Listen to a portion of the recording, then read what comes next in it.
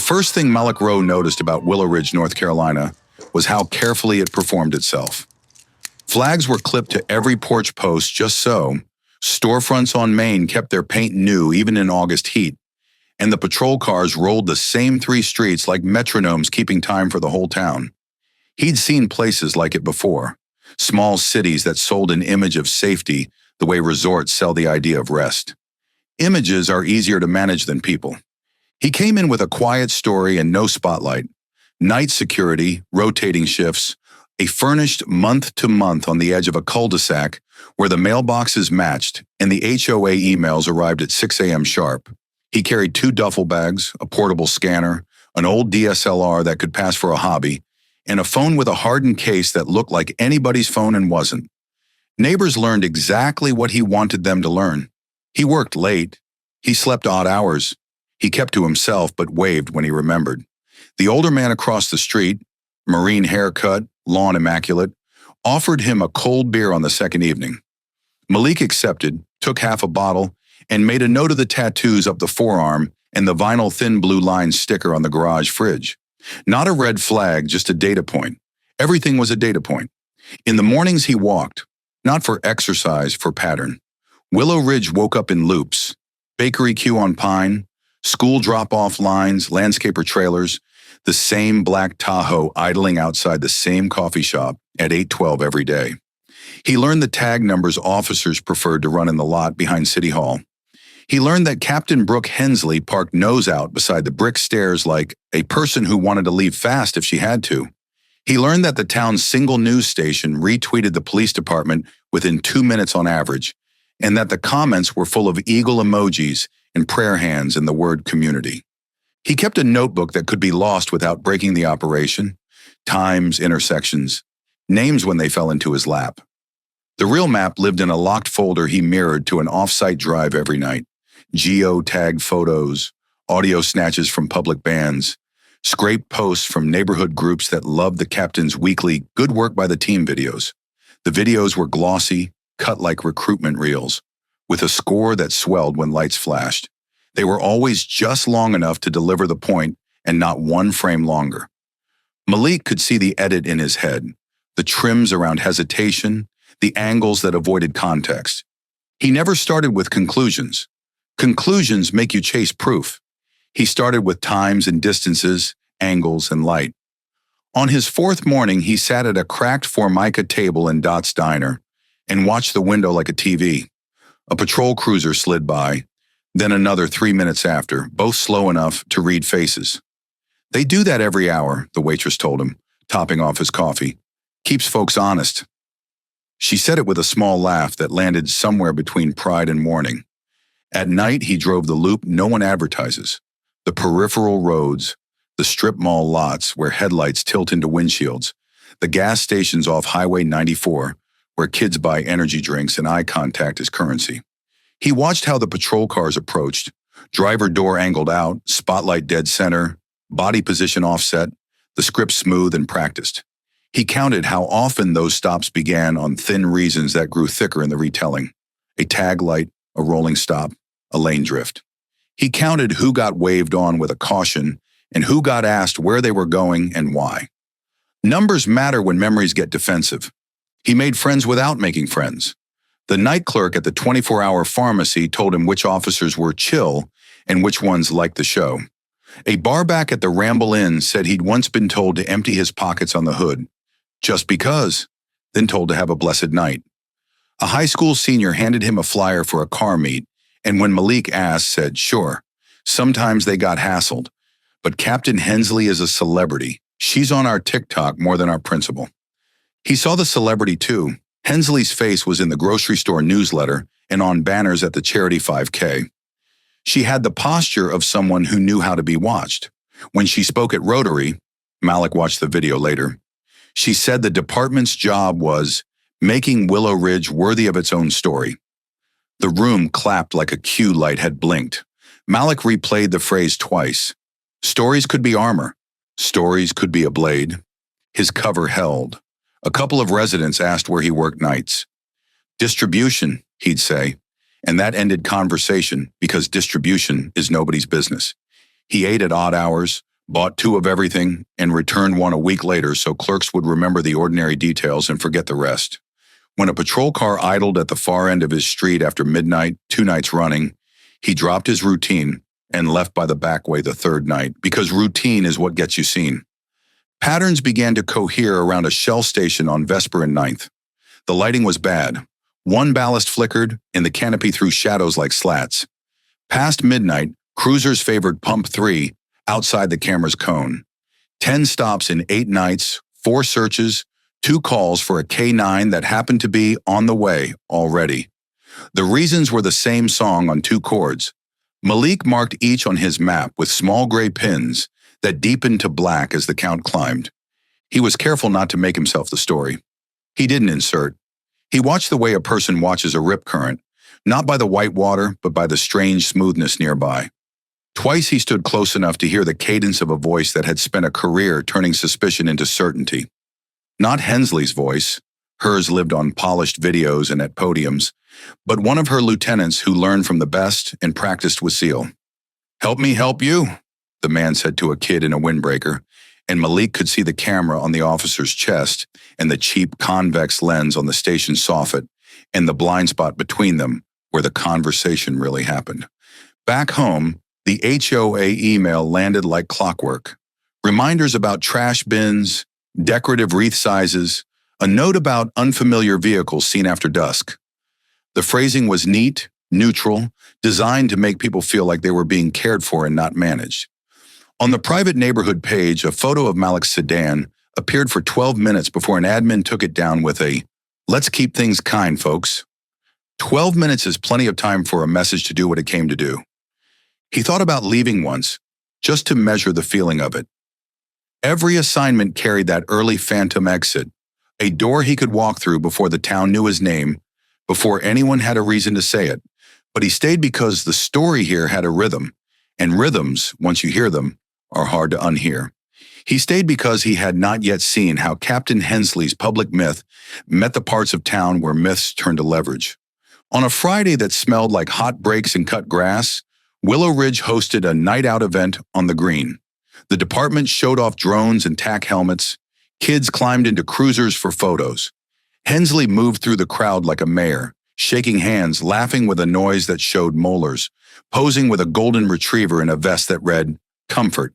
She thanked sponsors. She thanked volunteers. She thanked Willow Ridge for believing. Malik stood with a lemonade and watched the way the local cameraman caught her with the flag just over her shoulder. He could already see the cut.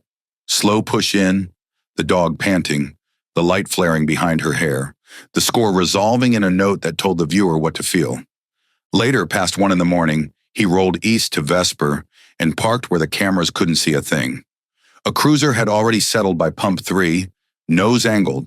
The driver's side door opened and closed. The officer's silhouette leaned on the roofline and waited for a reason. Across the street, a kid in a hoodie checked his phone, glanced up, checked again, then crossed the lot because a life can't pause forever. Malik set his phone face down and listened to the click inside his own chest. The one that meant the arc of the story was approaching its first hinge. He had come to Willow Ridge to observe without being observed, to let the town show him what it was when the cameras weren't rolling. It had done that, patiently, and now it was ready to do something else. He flipped his notebook to a fresh page and wrote a single line he could live with in a courtroom if he had to. Pattern established. Awaiting contact. Willow Ridge didn't just have a police department, it had a brand manual nobody ever printed. The cruisers matched down to the reflective stripe. The Instagram grid alternated uniforms, dogs, and flags like a mood board. At the center stood Captain Brooke Hensley, chin squared to the lens, posture that could hold up a porch roof. She didn't merely lead the department, she narrated it. Malik watched her production line assemble public trust in plain sight. Friday, coffee with a cop at the farmer's market wasn't a pop-up. It was blocked like theater. A patrol SUV arrived early to claim the cleanest angle. A part-time media aide from the community college floated a gimbal in a wireless mic puck. Hensley waited for cloud cover to soften the shadows, then repeated the same line until it landed with that offhand polish only repetition can buy. "Safety," she said to an elderly couple, "is something we build together." The aide smiled, nodded, trimmed the clip in camera, and caught the flag flapping just over Hensley's right shoulder. A child wandered into frame with a popsicle. Perfect. A man with a cardboard sign hovered near the vendor tents. The aide eased him out of the shot with a free donut and a hush-voiced apology. It wasn't cynical so much as disciplined. Discipline makes messages tidy. Tidy messages bend reality. The weekly Facebook videos followed the same grammar. A tire change hero reel featured Officer Matt Kramer, young, fit, the department's square-jawed favorite, kneeling beside a minivan. The audio swelled at the exact moment he spun the last lug nut. Malik stood 30 feet away and watched a cut no one else saw. The first spare was actually flat, swapped quickly for the second, because the edit needed a clean resolution. In the comments, Mayor Elliot Duvall posted 3 clapping hands and a flag. The station replied with a heart. Then the neighborhood page cross-posted and pinned it under the caption, "This is why we love our PD." Inside the building, Hensley's narrative was currency. Officers who filmed well learned to speak in captions. Short, active verbs, gratitude at the end, a visible handshake. Those who didn't, who cleared calls quietly, who kept paperwork airtight and cameras boring, worked overnights on the industrial park perimeter. Training slides mirrored the brand. Verbal judo bullet points, a segment on compliance tone, and a gentle reminder that fear language plays badly on body cams. Nobody said perform for the camera. They didn't need to. Malik's notes thickened with artifacts. He mapped the department's posting cadence, Tuesdays at 10 o'clock, Fridays at 4:30, the instant retweets from the local station, the way critical comments vanished behind civility guidelines within 8 minutes. He tracked how quickly footage moved from phone to edit to upload, and how often a raw angle disappeared altogether. When a resident asked about noise complaints in a thread, the admin responded with a photo of Hensley shaking hands at a church picnic. Engagement spiked. The question died. He wasn't building a takedown, he was building contrast. On one page, the videos, crisp frames, tidy outcomes, a dog named Ranger licking a toddler. On the other page, the underexposed places where outcomes refused to be tidy. Vesper and 9th after midnight, the Shell station canopy with the dead ballast, the narrow strip of curb between pump 3 and the line where the soffit camera's cone ended. Stops that began on tag lights and rolled into, "Mind if I take a look?" The invisible hinge in a conversation where a citizen's consent changed shape because an officer's voice did. More than once, Malik watched Hensley arrive after the work was over and narrate it backward. A suspect already cuffed became detained pending investigation. A driver already searched became cooperative following a routine inquiry. Shots were chosen to avoid ambiguity, faces framed, hands cropped safe, angles that erased the confusion the scene had just contained. No one lied aloud. They just told the truth with parts missing. He talked little and listened a lot. The print shop owner on Cedar said the department ordered new community partner window clings every spring and hand-delivered them for photos. "Good for business," the owner shrugged, but his eyes slid toward the door when he said it. The barista at the corner cafe said Captain Hensley always paid in cash and tipped like someone who knew receipts get photographed. A school resource officer confided that promotions felt weighted toward optics, then laughed it off and changed the subject. Paper left trails the camera can't edit. Malik pulled public logs and saw the gaps.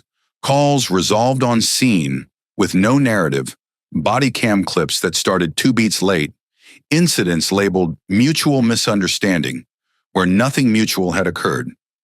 He matched those to nights and places he'd stood and realized the department wasn't just selling a story.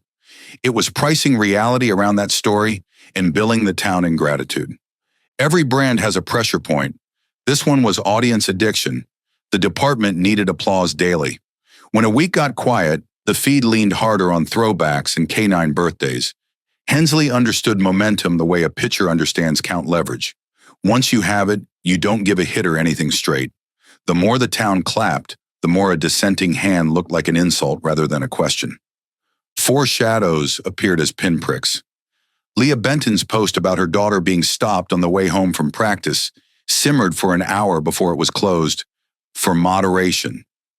Leah reposted the next morning with a calmer tone and a photo of a scuffed backpack. That one stayed up, carefully unanswered. The brand doesn't fight moms, it waits them out. Malik tested his own invisibility and found it intact.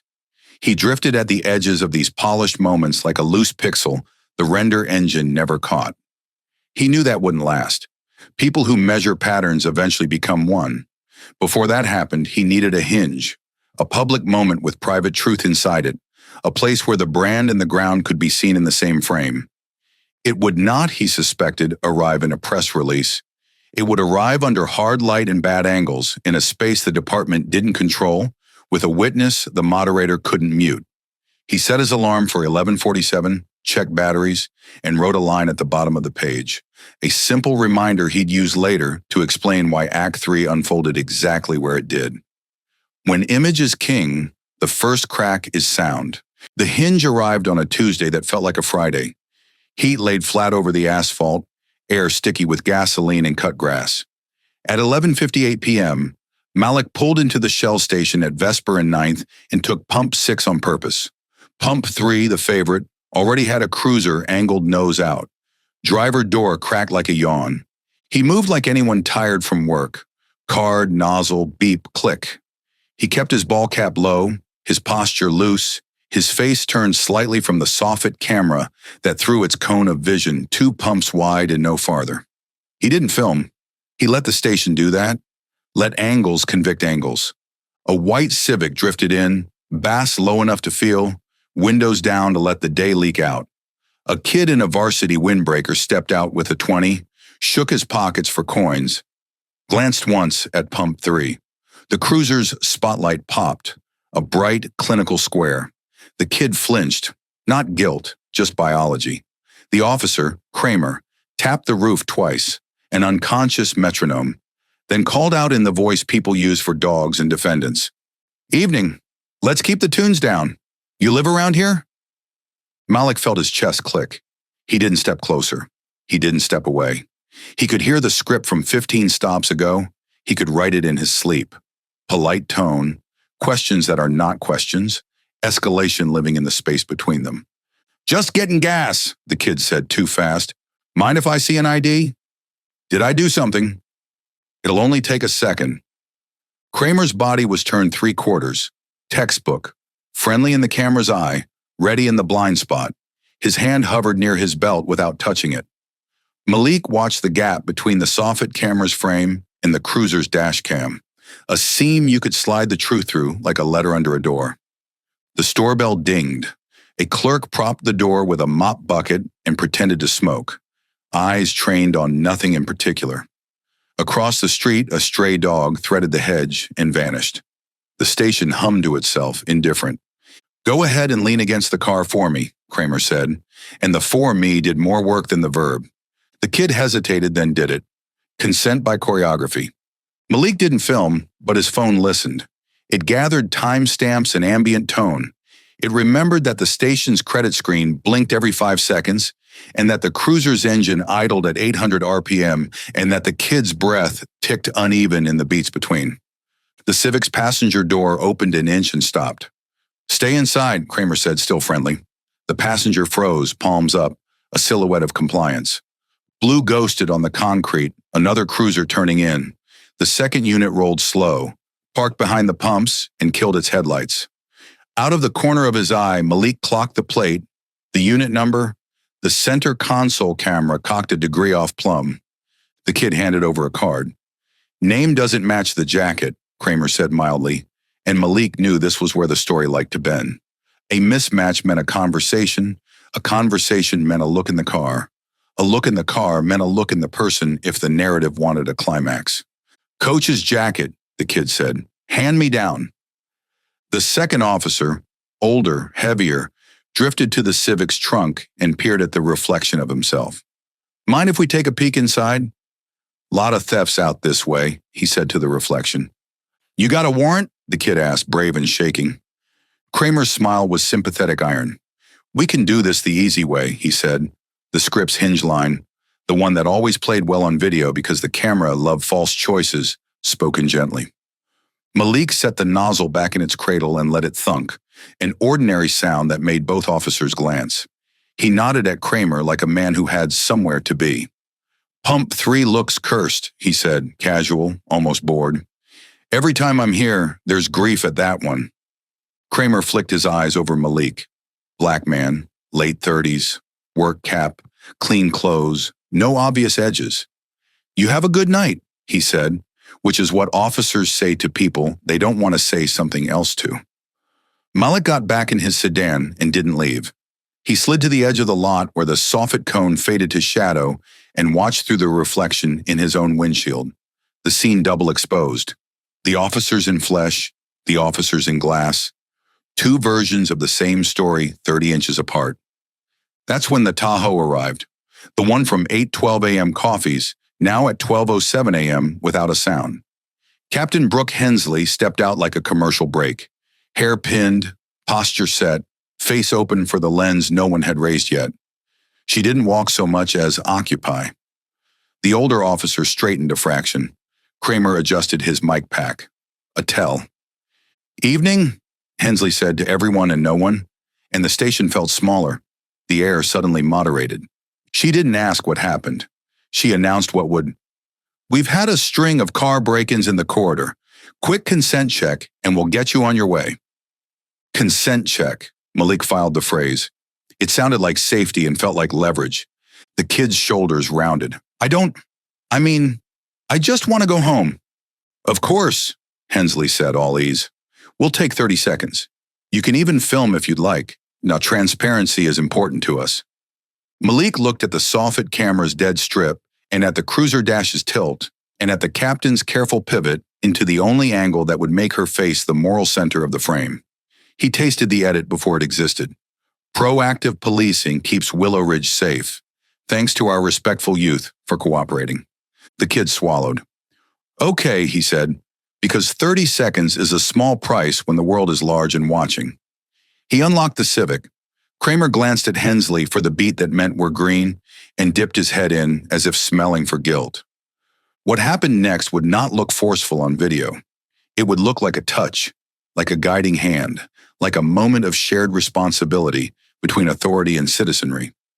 A flashlight traced the floor mats. The glove box coughed out registrations. The trunk lifted on tired struts. Hensley narrated softly for the air. Nothing incriminating, nothing inflammatory, like a tour guide through a house that belonged to her. Malik's phone didn't blink, but his mind did. He wrote the caption she'd write, and then wrote the caption that would never get posted. He watched the conversation inside the silence. A captain protecting her brand, a kid protecting his night. Two officers learning how to be seen and still do the thing the camera couldn't convict. Kramer found a crumpled vape and held it up like a lesson, not a weapon. "Not legal at your age," he said. "I'm going to toss it. Let's make better choices." He smiled as if he'd gifted the boy a future. Hensley nodded approval toward the lens that wasn't there yet, and then, only then, looked across the lot and found Malik. Not a scan, a find. A flicker of calculation crossed her eyes.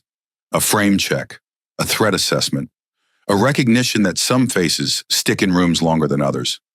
She chose grace. She lifted 2 fingers in a small salute that read, "We see you, neighbor." It was what a brand does to keep the edge off its edges. "Drive safe," she told the kid, stepping back exactly 2 paces to land in the place the camera would later love. The officers mirrored her body language without meaning to. The Civic pulled away, relief rattling the license plate screws. The Tahoe idled. Hensley turned to Kramer and the older officer and lowered her voice for a sentence Malik couldn't hear, a sentence he recognized anyway.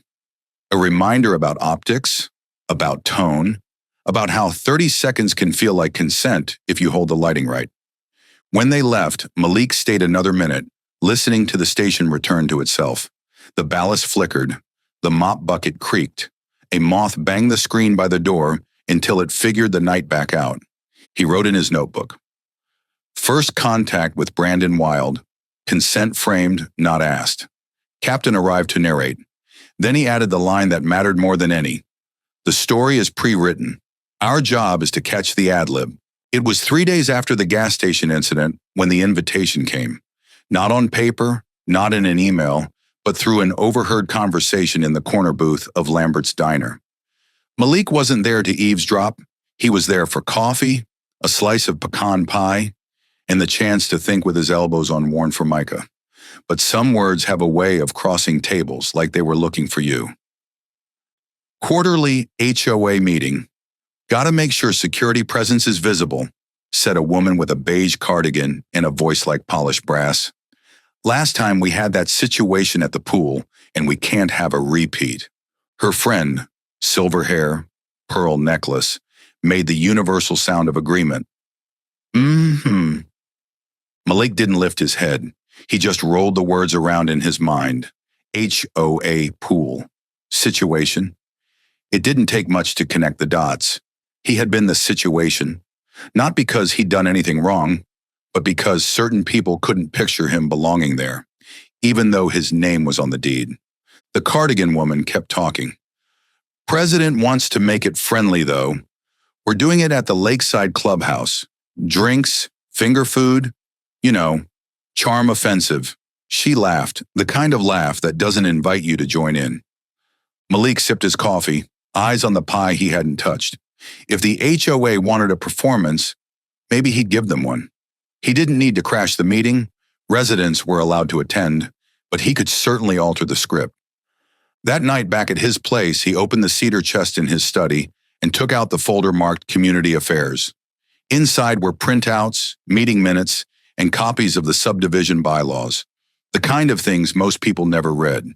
He had highlighted passages in yellow and pink, notes scrawled in the margins. A map of the lake sat folded beneath them, with the property boundaries drawn in bold black ink. The clubhouse sat on a small parcel the HOA leased from, ironically, him. The previous owner had struck the deal years ago. They could use the land for events, fishing, and boat storage, so long as they maintained it. Malik had inherited the agreement when he bought the property, and with it, a quiet kind of leverage. A clause in the lease gave him the right to revoke access with 30 days' notice. He'd never used it. Until now, he'd seen no reason to. But power unused is still power, and after the pool incident and the gas station echo, he was beginning to think about how to wield it. The meeting was set for Saturday evening. On Friday, Malik drove into town to pick up a new linen shirt, the kind that breathed in summer heat. He polished his watch, cleaned his shoes, and booked a detailing for his truck. Not because he wanted to impress them, but because appearances mattered in battles fought on polite ground. Saturday came with a lazy breeze off the lake. Malik arrived early, parking where the evening light caught the water just right. Inside, the clubhouse smelled of lemon polish and deviled eggs. Folding chairs faced a podium. The snack table stood against the far wall, flanked by pitchers of iced tea and lemonade. The HOA board clustered near the front, arranging papers and adjusting the microphone. Conversations dipped as Malik walked in. Eyes followed him, not hostile but assessing. He smiled, slow and easy, and took a seat in the second row, center. If they wanted him in the frame, he'd make sure he was lit well. The meeting began with the usual motions: budget updates, landscaping schedules, reminders about trash bins. Malik listened, nodding occasionally, jotting notes that were as much for show as for memory. When the agenda reached community safety, the HOA president, a tall man in a seersucker jacket, cleared his throat. As you all know, we had an unfortunate misunderstanding at the pool earlier this month. In light of that, we're working closely with local law enforcement to ensure all residents feel comfortable and secure in our shared spaces. Malik raised his hand. The president blinked, then gestured for him to speak. I appreciate the focus on comfort and security, Malik said, voice calm but carrying. But I'd like to remind the board and the room that the pool, the dock, and this clubhouse all sit on property leased from me. That lease includes stipulations about access, treatment of residents, and respect for privacy. A murmur rippled through the crowd. Cardigan woman sat straighter. I've been reviewing the terms, Malik continued, and I want to be clear. Any further incidents of harassment by residents, guests, or security will result in the immediate termination of that lease. I'd prefer to keep things amicable, but I will protect my rights and those of anyone lawfully present on my property. The room went still. Even the lemonade pitcher seemed to hold its breath. The president recovered first. Thank you for your, reminder, Mr. Rowe. We'll certainly keep that in mind. Malik nodded, leaned back, and let the weight of his words settle like silt on the lakebed. The rest of the meeting passed without incident, but he'd changed the current. He could feel it. As he left, the breeze off the water carried a mix of scents: honeysuckle, grilled chicken from a nearby patio, and something sharper, the faint tang of respect, whether begrudging or genuine. Malik smiled to himself. The ad-lib had landed. By Monday morning, the clubhouse speech had become a rumor with edges. The HOA president wrote a careful recap that said nothing. The neighborhood page wrote the rest. Did you hear he owns the shoreline? One post asked. Another called Malik's reminder unneighborly, which in Willow Ridge was a graver sin than being wrong. Cardigan Woman didn't post, but she didn't have to. Her friends did it for her, dressed in pastel punctuation. The department's feed, usually predictable, broke rhythm at noon with a glossy clip titled Weekend Safety Sweep. It opened on sunlight glittering on the lake, Captain Hensley in a soft-shouldered jacket, and a line about partnerships that protect joy. The piece was unskippable and unquotable at the same time. Bright bikes, a K9 demo, a cutaway to patrols, proactively engaging at the clubhouse. Malik's clubhouse, though the caption just called it a cherished amenity. The video landed like a scented candle in a smoke alarm. Malik watched it through twice and heard the hollow where context should live. He scrubbed frame by frame until he found the detail only the editor had meant to see. The reflection of a no trespassing leased property placard in the clubhouse window as Hensley swept her arm toward the water. The brand was borrowing his backdrop to sell safety. That afternoon, another post broke the mood. Leah Benton, the woman whose name had been a pinprick in Act 2, uploaded a 28-second phone video. It shook, it clipped the audio, and it told the truth better than anything with a gimbal. Her daughter Maya, in a school hoodie and cleats, stood under the slow-blinking light by the wreck path, while Officer Kramer asked where she was actually heading. Leah's voice kept calm, like mothers do when calm is the only armor they're allowed. She lives here, Leah said. You've seen us a dozen times. Kramer said, Ma'am, lots of people say they live here. The clip cut off when Leah stepped closer and the night turned thin. Within an hour, the neighborhood page locked comments for civility. Within 2, the station posted a statement about respecting all residents and clarifying the facts. Within 4, a familiar script. We're proud of our officers and committed to transparency. The brand always moved fast enough to be first and slow enough to be last. Malik didn't call Leah. He waited because people who just got burned don't need strangers telling them where to stand. She called him. I hear you own half the view, she said, voice steady. I also hear the department is using it like a backdrop. I thought maybe those facts could introduce themselves. They met at the picnic table near the boat slips, where the wind carried laughter from a pontoon and the faint clatter of someone trying to start a stubborn outboard. Leah brought sweet tea in mason jars and the look of a person who had graduated from asking to telling. I posted because I was tired, she said, and because my daughter shouldn't have to recite our address to take a walk. I don't want to be the face of anything, but I won't let them turn my kid into a lesson in obedience. They'll ask for a meeting, Malik said. They'll say conversation and misunderstanding. It will be about tone. Yours. Leah smiled without humor. They already asked. I said I'd meet them here. On your lease. The strategy set itself. Malik didn't need to lead. He only had to arrange the frame. He emailed the HOA a courteous notice.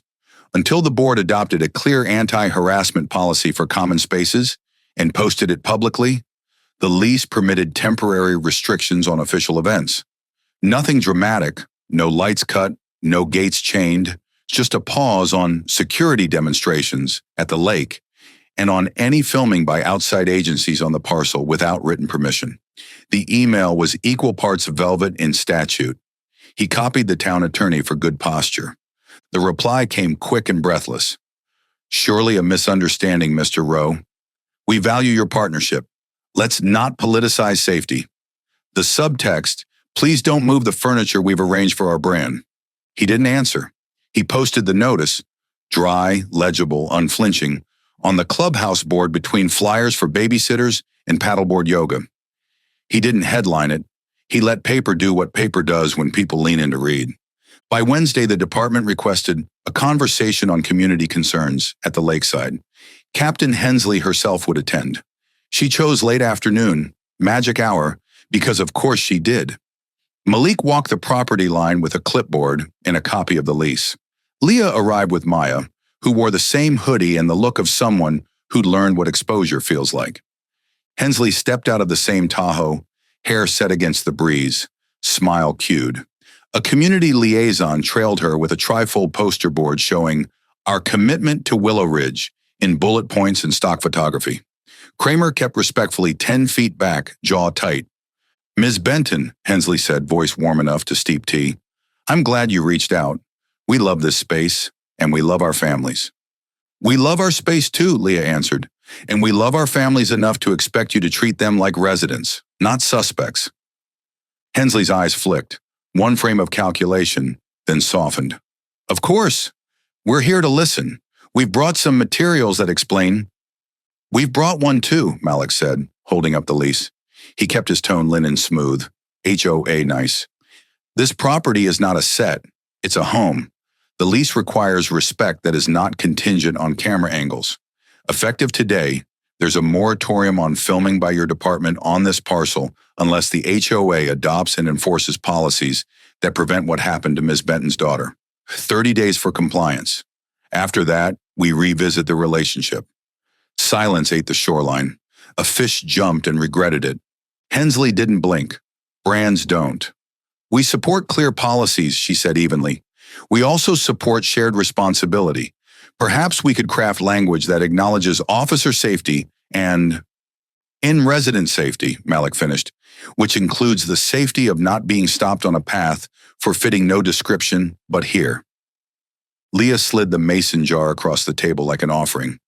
"My daughter is not a prop for officer safety. If you want to write policy, write one that keeps her walking." Hensley nodded, the bare minimum. Her liaison scribbled notes that probably read like compromise. Kramer stared past the boat slips at the far shore, face pale with a kind of fresh awareness. The map of authority had shifted under his feet. They agreed to a working draft, to a joint post, to opening a channel, the standard choreography. But the angles had changed. Hensley could not film here without permission. The HOA could not host without guardrails. The neighborhood page could not call Leah divisive without being answered in the same thread by the lease itself. That night, the department posted a photo of Hensley shaking Leah's hand by the lake at sunset. The caption was a sentence made of cushions. Malik let it lie. Leah posted her own photo. The same handshake, wider frame, the lease pinned to the bulletin board behind them. Her caption was 6 words: "Policy beats optics when paper speaks." The comments did what comments do. Some praised dialogue. Some demanded law and order. Some asked whether the lake would still host movie night. Malik read none of it. He set his phone face down, stepped onto the dock, and looked at the water until it was only water again. In the long light, he could see the next act forming. When a brand loses a backdrop, it looks for a new one. When a story meets paper, it tries to turn the page. He didn't need to chase it.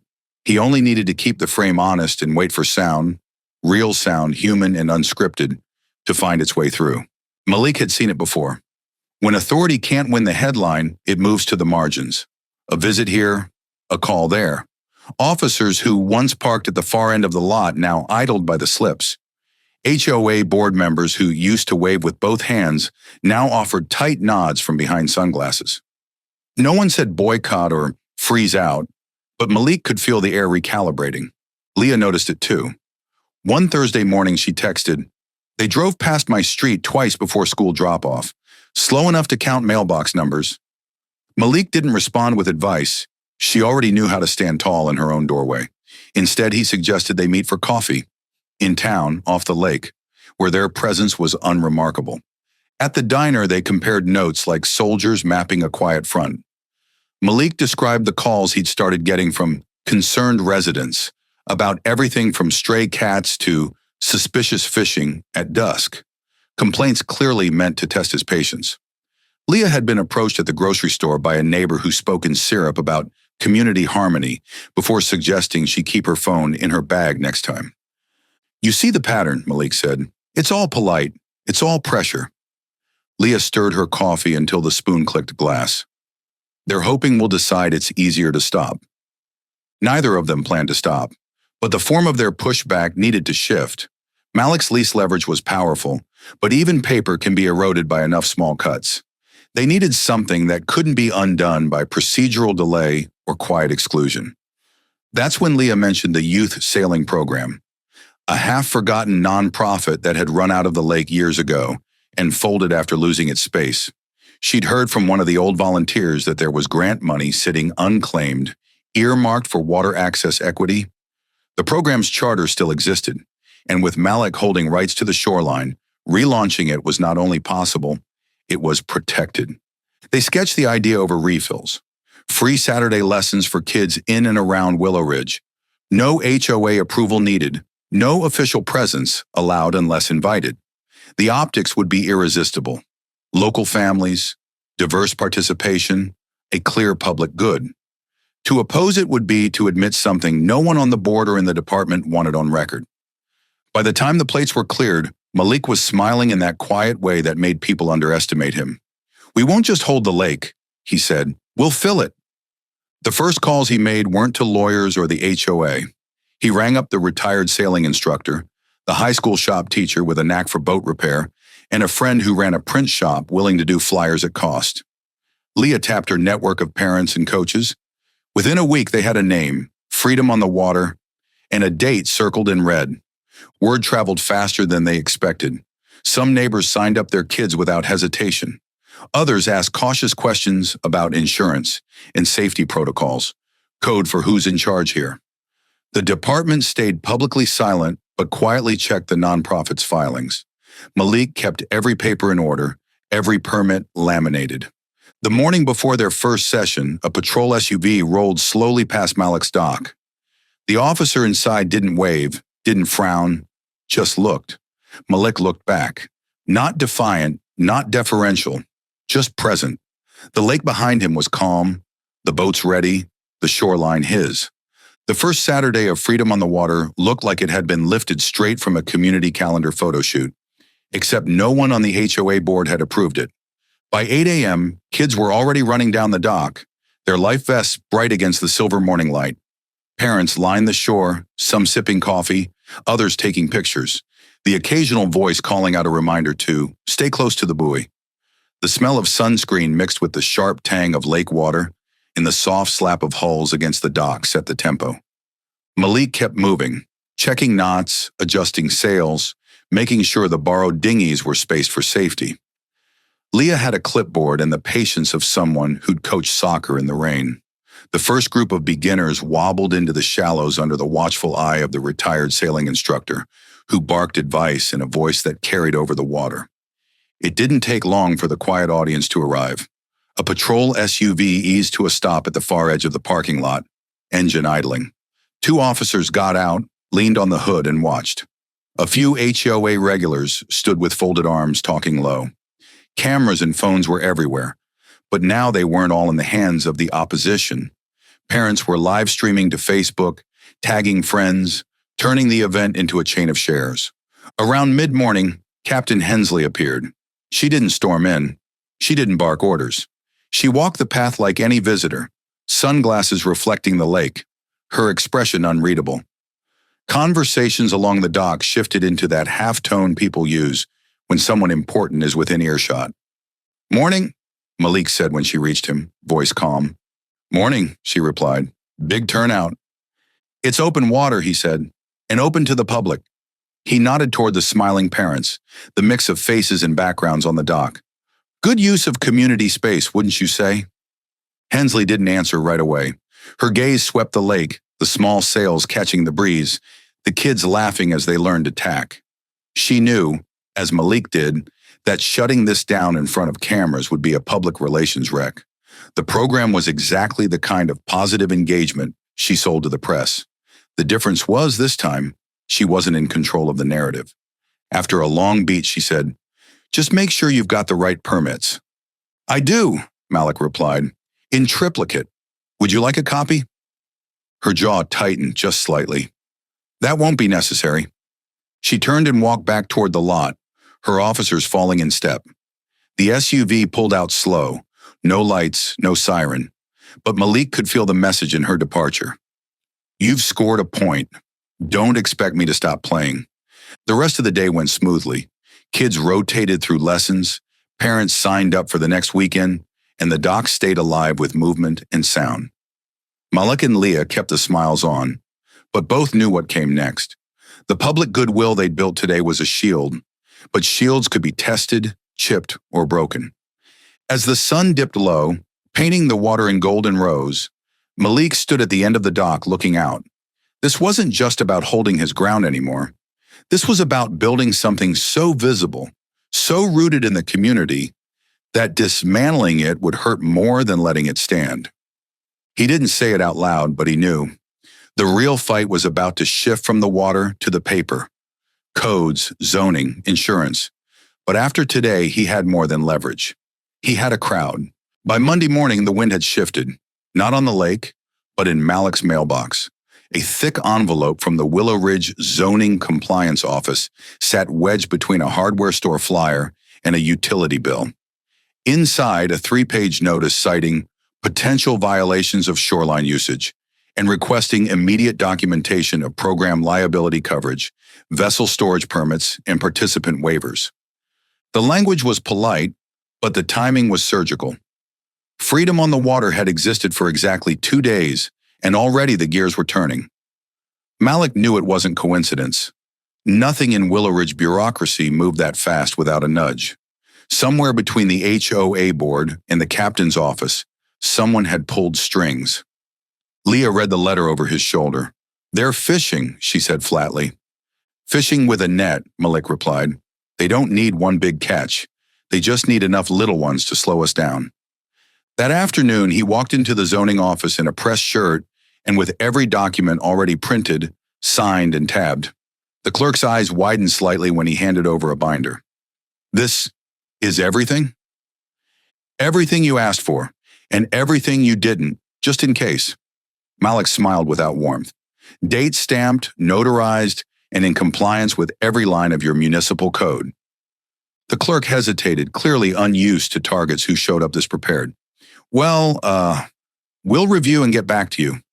"I'll look forward to it," Malik said, turning on his heel. The next move came faster. On Wednesday, the HOA sent an email blast about unregistered signage at the lakefront, a reference to the small Freedom on the Water banner Leah had tied to the dock railing. The message warned of aesthetic disruptions and hinted at fines. Leah's reply was short. "The banner is on private dock space under lease. Please review Section 12B of the agreement before issuing threats." She copied Malik and, for good measure, the HOA's legal counsel. By Friday, whispers had started among parents. A few had received calls from concerned neighbors asking if they were aware of safety issues at the program. One mother told Malik that the caller implied her child could be at risk if the program isn't sanctioned. The tactic was as old as it was ugly. Sow doubt, wait for it to grow. Malik and Leah doubled down. They added a bright, laminated sheet to the sign-up table listing their insurance provider, safety protocols, and instructor credentials. Leah posted a public Q&A video walking through every precaution, ending with a shot of kids laughing on the dock. The comments were overwhelmingly supportive, but Malik knew the silent viewers mattered just as much. That weekend, attendance dipped slightly, a few families citing schedule conflicts, but the dock was still busy, the sails still catching wind. Malik kept the pace steady, acting as if the program had been running for years. That he knew was part of the defense, normalizing its presence until even its critics had to navigate around it. On Sunday evening, as he locked the boathouse, Malik spotted Captain Hensley at the far end of the shore, talking with 2 HOA members. They weren't in uniform, but their body language had the easy shorthand of allies. She glanced his way once. Not a challenge, not an acknowledgement, just a flicker. Leah joined him at the gate. "You see that?" she asked quietly. I see it, Malik said. They're mapping the next angle. Which is? Whatever's left. Noise complaints, parking disputes, even... He tapped the zoning notice still folded in his pocket. More paper. The war had moved fully onto the bureaucratic front. Malik didn't underestimate it. Paper could choke a man faster than water if you let it pile high enough.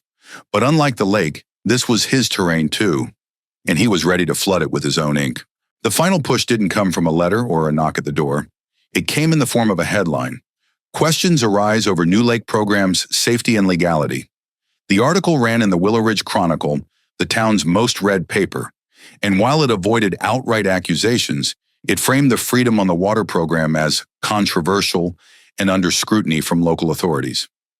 Malik knew the source wasn't investigative curiosity, it was placement. Someone had whispered in the right ear, handed over just enough paperwork and rumor to make it printable. He could almost hear Captain Hensley's careful phrasing in the quotes attributed to unnamed law enforcement sources. Leah dropped the paper onto the kitchen counter. They want to turn us into a liability, she said. They want to make the parents second guess, Malik replied, already opening his laptop. Instead of going defensive, Malik went wide.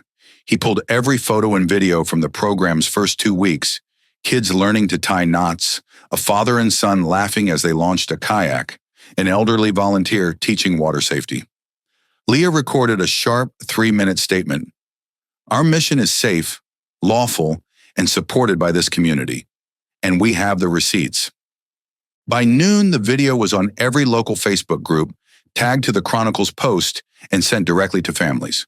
Malik added one more stroke, an open invitation for the newspaper's editor and any interested officials to attend the next weekend session. See it for yourself, the caption read. On Saturday morning, the lakefront was busier than ever. Not just parents and kids, but neighbors, curious onlookers, and, Malik noted with a flicker of satisfaction, 2 reporters with cameras slung over their shoulders.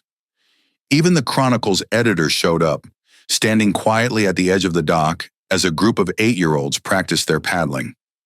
Hensley didn't appear in person, but Malik spotted one of her patrol sergeants parked discreetly near the marina, phone in hand. If they were looking for violations, they left empty-handed. By midday, the mood had shifted. The Chronicle's follow-up article, posted that evening, was notably warmer.